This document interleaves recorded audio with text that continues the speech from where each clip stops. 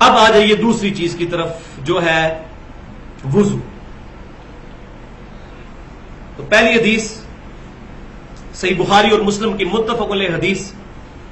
کہ آپ صلی اللہ علیہ وسلم نے فرمایا کہ جو شخص اچھی طرح وضو کرے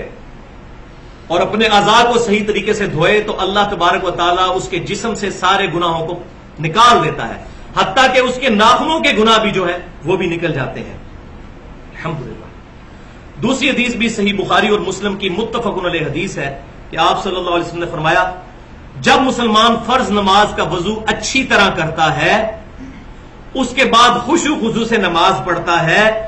تو اس نماز سے پہلے جتنے گناہ ہوئے تھے اللہ تبارک و تعالیٰ معاف فرما دیتا ہے. اور صحیح مسلم کے الفاظ آگے یہ ہے کہ بشرطے کہ اس دوران کبیرہ گناہ نہ کیے ہو.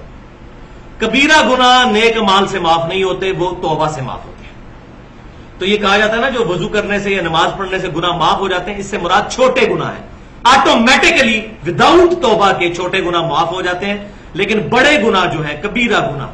اب یہ ہماری بدقسمتی ہے کہ اکثر گناہ کبیرہ ہی ہیں. جھوٹ، چغلی، غیبت، گالی گلوچ، ماں باپ کی نافرمانی،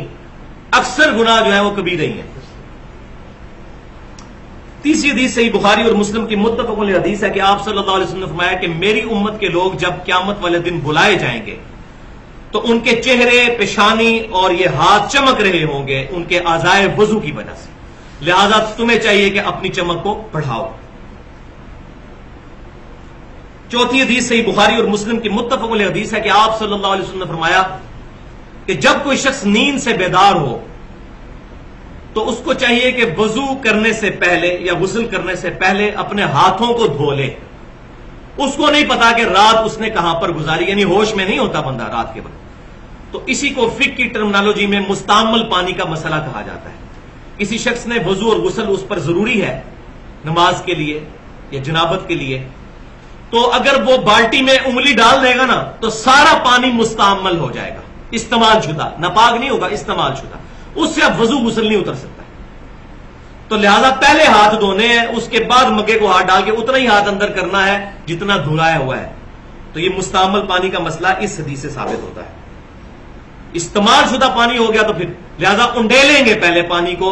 ہاتھ دھوئیں گے. یہ مسئلہ ہے جب برتن سے کریں، ہمارے لیے پرابلم نہیں، ہم نے ٹوٹی سے کرنا ہوتا ہے یا شاور سے، اس میں ایشو ہے ہی نہیں الحمدللہ. پانچویں حدیث صحیح بخاری اور مسلم کی متفق علیہ حدیث ہے کہ عبداللہ بن زید بن عاصم رضی اللہ تعالیٰ عنہ کو ریکویسٹ کی گئی کہ آپ صلی اللہ علیہ وسلم کا جو وضو تھا وہ آپ کر کے دکھائیے. تو عبداللہ بن عاصم رضی اللہ تعالیٰ عنہ، عبداللہ بن زید بن عاصم رضی اللہ تعالیٰ عنہ نے پانی کا برتن منگوایا، اس کو انڈیلا اپنے ہاتھوں پر 3 دفعہ اور 3 دفعہ اپنے ہاتھوں کو دھویا. پہلے انڈیلا، اس کے بعد اس برتن میں ہاتھ ڈالے، پھر 3 دفعہ ایک ہی چلو سے کلی اور ناک میں پانی ڈالا، یعنی وہی چلو منہ میں بھی پانی اور ساتھ ہی ناک میں. علیحدہ علیحدہ سے بھی ثابت ہے، لیکن مضبوط روایتیں بخاری مسلم کی یہی کہتی ہیں کہ ایک ہی چلو لینا چاہیے کلی اور ناک کے لیے. یہ بھی ایک امپورٹنٹ مسئلہ ہے جو لوگوں کو نہیں پتا. تو 3 دفعہ انہوں نے ایسا کیا، پھر انہوں نے برتن میں 3 دفعہ ہاتھ ڈالا اور 3 دفعہ اپنے چہرے کو دھویا، پھر برتن میں 3 دفعہ ہاتھ ڈالا، اپنا دایاں بازو دھویا، پھر 3 دفعہ ہاتھ ڈالا اور بایاں بازو دھویا. پھر آپ رضی اللہ تعالیٰ عنہ نے پانی لے کر ہاتھ پر ڈال کر اپنے دونوں ہاتھوں سے پورے سر کو یہ پیشانی سے لے کر پیچھے تک یوں لے کے گئے اور پھر آگے لے کر آئے. اس طریقے سے سر کا مسح کیا. اور اس کے بعد آپ رضی اللہ تعالیٰ عنہ نے فرمایا میں نے وہی وضو کیا ہے جو آپ صلی اللہ علیہ وسلم وضو فرمایا کرتے تھے. چھٹی حدیث رسول اللہ صلی اللہ علیہ وسلم سے صحیح بخاری میں ہے کہ اعضائے وضو کا ایک بار دھونا بھی ثابت ہے، 2 بار دھونا بھی اور 3 بار دھونا. قرآن پاک میں تو 1 دفعہ کا ذکر آیا ہے، لیکن احادیث میں 3 تک بھی ثابت ہے، 3 دفعہ بھی دھویا جا سکتا ہے. اب کچھ احادیث وضو میں احتیاط سے متعلق، یہ بہت امپورٹنٹ احادیث ہے. پہلی حدیث صحیح مسلم سے کہ مکہ سے مدینہ شریف کی طرف جاتے ہوئے آپ صلی اللہ علیہ وسلم نے راستے میں ایک جگہ پڑاؤ کیا تو صحابہ کرام علیہم رضوان نے وضو کیا عصر کی نماز ادا کرنے کے لیے. تو کچھ صحابہ نے تیزی میں وضو کیا اور ان کی ایڑیاں جو ہیں وہ چمکتی ہوئی نظر آ رہی تھی. تو آپ صلی اللہ علیہ وسلم نے فرمایا کہ بے شک ایڑیوں کو خشک رہنے کی وجہ سے عذاب دیا جائے گا، وضو احتیاط کے ساتھ کیا کرو. تو اس سے بھی یہ بات پتہ چل گئی کہ وضو میں پاؤں کا دھونا ہی ضروری ہے، اور اس میں ایڑیوں کی خصوصاً سخت جگہ ہوتی ہے، سردیوں کے موسم میں اس کو صحیح طریقے سے ملنا چاہیے۔ دوسری حدیث جامعہ ترمذی اور سنن ابن ماجہ میں ہے کہ آپ صلی اللہ علیہ وسلم نے فرمایا کہ جب کبھی بھی تم وضو کرو تو اپنے ہاتھ اور پاؤں کی انگلیوں کا خلال بھی کرو۔ ہاتھ جب دھوئیں گے تو ہاتھ کی انگلیوں کا خلال کریں گے، اور جب پاؤں دھوئیں گے تو پاؤں کی انگلیوں کا بھی خلال کریں گے۔ اب احتیاط کا مطلب یہاں پر میں ایک چیز بتا دوں کہ یہ وضو کرتے ہوئے احتیاط کا مطلب اسراف بھی نہیں ہونا چاہیے اور کنجوسی بھی نہیں ہونی چاہیے، کیونکہ صحیح حدیث ہے، بخاری اور مسلم کی متفق علیہ حدیث ہے کہ آپ صلی اللہ علیہ وسلم ایک مد پانی سے وضو فرما لیا کرتے تھے، 600 گرام، یعنی آپ کی جو 1.5 لیٹر کی بوتل ہے اس کو آدھا کر لیں، اس سے آپ صلی اللہ علیہ وسلم وضو فرما لیا کرتے تھے۔ جامعہ ترمذی، سنن ابی داؤد اور سنن ابن ماجہ میں حدیث ہے، یہ تیسری حدیث، کہ آپ صلی اللہ علیہ وسلم اپنے ہاتھ کی چھوٹی انگلی کے ساتھ پاؤں کی انگلیوں کا خلال فرمایا کرتے تھے اور پاؤں کی انگلیوں کو دھویا کرتے تھے۔ پانچویں حدیث جامعہ ترمذی، سنن نسائی اور سنن ابن ماجہ کی ہے کہ آپ صلی اللہ علیہ وسلم جب سر کا مسح فرماتے تو شہادت کی انگلی سے کانوں کے اندر کا بھی مسح فرماتے، یہ کان بھی چونکہ سر کے اندر ہی داخل ہے، قرآن پاک میں ذکر نہیں لیکن یہ کان سر کے اندر ہی داخل ہوتے ہیں، اس لیے اس کا مسح بھی ہوگا اس طریقے سے، اور انگوٹھوں کے ذریعے کان کی پشت کا مسح فرماتے ہیں۔ لیکن یہ جو گردن کا مسح ہے یہ کسی ضعیف حدیث سے بھی ثابت نہیں ہے، اور مزے کی بات ہے فقہ حنفی کی جو اردو میں معتبر ترین کتاب ہے، 27 سال میں مفتی امجد علی صاحب نے لکھی بہار شریعت، اس میں بھی لکھا ہوا ہے کہ گردن کا مسح مستحب ہے، ان کی بھی جرت نہیں ہوئی کہ اس کو سنت لکھیں، لہذا گردن کا مسح کوئی ثابت نہیں، مستحب بھی انہوں نے اپنے بزرگوں کی وجہ سے لکھ دیا، قرآن اور حدیث کے اندر کہیں بھی ثابت نہیں کہ نبی صلی اللہ علیہ وسلم نے گردن کا کبھی مسح کیا ہو۔ تو یہ بہت امپورٹنٹ بات ہی میں نے بتا دی، گردن کا مسح نہیں، سر پورے کا مسح، یوں آگے سے پیچھے اور پیچھے سے آگے اور یوں، بس یہ ہے، دیٹس آل۔ چھٹی حدیث سنن نسائی میں اور سنن دارمی میں صحیح سند کے ساتھ کہ سیدنا علی رضی اللہ تعالیٰ عنہ نے دائیں ہاتھ سے ناک میں پانی ڈالا اور بائیں ہاتھ کی چھوٹی انگلی سے ناک کی صفائی کی، تو اس سے یہ بات پتہ چلی کہ ناک کو بائیں ہاتھ سے صاف کرنا چاہیے۔ ساتویں حدیث جامعہ ترمذی اور سنن نسائی کے اندر موجود ہے کہ ابو حیا تابعی رحمۃ اللہ علیہ کہتے ہیں کہ سیدنا علی رضی اللہ تعالیٰ عنہ نے ہمیں ایک دفعہ مکمل وضو کر کے دکھایا پریکٹیکلی، جس میں آپ رضی اللہ تعالیٰ عنہ نے 3 دفعہ چہرے کو دھویا، 3 دفعہ پہلے ہاتھوں کو دھویا، پھر 3 دفعہ چہرے کو دھویا، بیچ میں کلی اور ناک والا بھی معاملہ، اس کے بعد آپ رضی اللہ تعالیٰ عنہ نے 3 دفعہ دونوں ہاتھوں کو بازوؤں سمیت دھویا، پھر پورے سر کا 1 دفعہ مسح کیا، پھر 3 دفعہ اپنے پاؤں کو دھویا، لہذا سیدنا علی سے بھی پاؤں دھونا ہی ثابت ہے، ہمارے پاس جو صحیح سند سے روایتیں پہنچی ہیں، یہ خصوصاً میں اہل تشیع کے حوالے سے بات کر رہا ہوں۔ اور پھر آپ رضی اللہ تعالیٰ عنہ نے وضو کا بچا ہوا پانی کھڑے ہو کر پیا، یہ بھی سنت ہے کہ لوٹے میں جو پانی بچ جائے اس کو کھڑے ہو کر پینا، زمزم کو کھڑے ہو کر پینا اور وضو کے بچے ہوئے پانی کو کھڑے ہو کر پینا سنت ہے۔ اور پھر سیدنا علی نے فرمایا کہ میرا وضو کرنے کا ارادہ نہیں تھا، میں نے صرف اس لیے وضو کیا کہ تاکہ تمہیں دکھاؤں کہ نبی صلی اللہ علیہ وسلم کس طرح وضو فرمایا کرتے تھے، تعلیم کے طور پر وضو سکھایا۔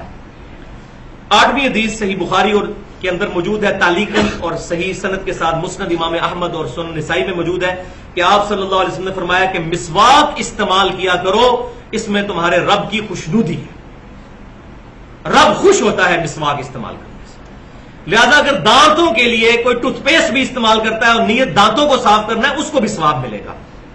تو ٹوتھ پیسٹ آج کل استعمال کرنا ضروری ہے کیونکہ ہماری غذائیں بھی بڑی مرغن ہو چکی ہوئی ہیں،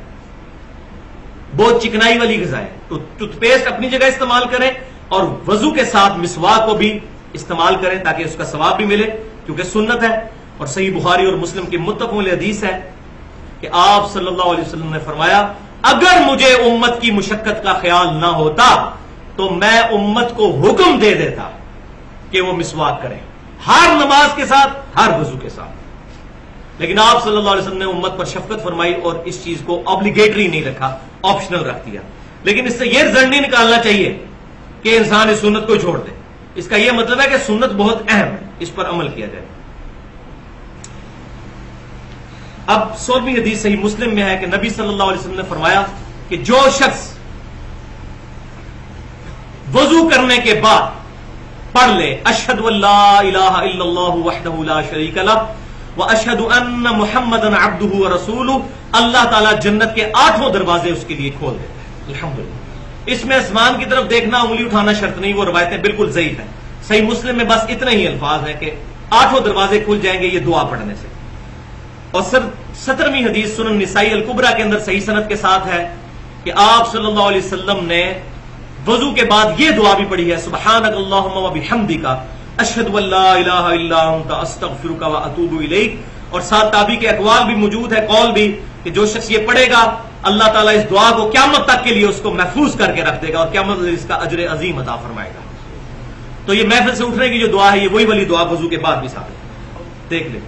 اب میرے ایمان کا تقاضا ہے کہ میں چلتے چلتے وضو کی جب بات ہوئی ہے تو اب میں آخری ایک حدیث اپنے ایمان کو تازہ کرنے کے لیے بیان کر دوں۔ صحیح بخاری میں کتاب الشروط چیپٹر میں 4تھی حدیث ہے۔ سیدنا اربا بن مسعود رضی اللہ تعالیٰ عنہ جو اس وقت تک مسلمان نہیں ہوئے تھے، صلح حدیبیہ کے موقع پر وہ کافروں کی طرف سے ایجنٹ بن کر نبی صلی اللہ علیہ وسلم کے پاس آئے، اور جو کچھ پھر انہوں نے دیکھا وہ وجد آمیز منظر ہے۔ اربا بن مسعود کہتے ہیں کہ میں نبی صلی اللہ علیہ وسلم کی طرف ڈائریکٹ تو دیکھتا نہیں تھا، تو کنکھیوں سے ایسے کر کے دیکھتا تھا، ایسے ڈائریکٹ دیکھتے تو ظاہر روپ پڑتا تھا جناب، دل ہلتا تھا، پیغمبر کا چہرہ یہ جھوٹے کا چہرہ نہیں ہو سکتا، اور بعد میں وہ ایمان بھی لے آئے۔ اور صحیح مسلم میں حدیث ہے کہ عیسیٰ بن مریم کی شکل اربا بن مسعود سے ملتی ہے، یہ وہ اربا بن مسعود ہیں جو بعد میں مسلمان بھی ہوئے پھر، عبداللہ بن مسعود کے چھوٹے بھائی۔ وہ کہتے ہیں کہ میں کنکھیوں سے یوں تھوڑی دیر بعد یوں کر کے دیکھتا تھا، کہتے ہیں اللہ کی قسم میں بڑے بڑے بادشاہوں کے دربار میں گیا، میں نے کسی بھی بادشاہ کی اتنی تعظیم نہیں دیکھی جتنی محمد صلی اللہ علیہ وسلم کے اصحاب محمد صلی اللہ علیہ وسلم کی کرتے ہیں۔ خدا کی قسم نبی صلی اللہ علیہ وسلم جب وضو فرماتے ہیں تو وہ آپ صلی اللہ علیہ وسلم کے وضو کا پانی نیچے نہیں گرنے دیتے، آپ صلی اللہ علیہ وسلم کا بلغم شریف بھی صحابہ کے ہاتھوں پر آتا ہے، اور اگر کسی صحابی کو نہیں ملتا تو وہ دوسرے کے ہاتھوں سے مل کر اپنے چہرے پر ملتا ہے، اور قریب تھا کہ نبی صلی اللہ علیہ وسلم کا تھوک مبارک حاصل کرنے کے لیے آپس میں لڑ پڑے۔ اور جب آپ صلی اللہ علیہ وسلم بات کرتے ہیں تو اتنی تعظیم سے سنتے ہیں اور اتنی خاموشی سے کہ گویا پرندے ان کے سروں پر بیٹھے ہوئے ہیں، اور آپ صلی اللہ علیہ وسلم کے روب کی وجہ سے نظریں اٹھا کر آپ صلی اللہ علیہ وسلم کی طرف نہیں دیکھتے۔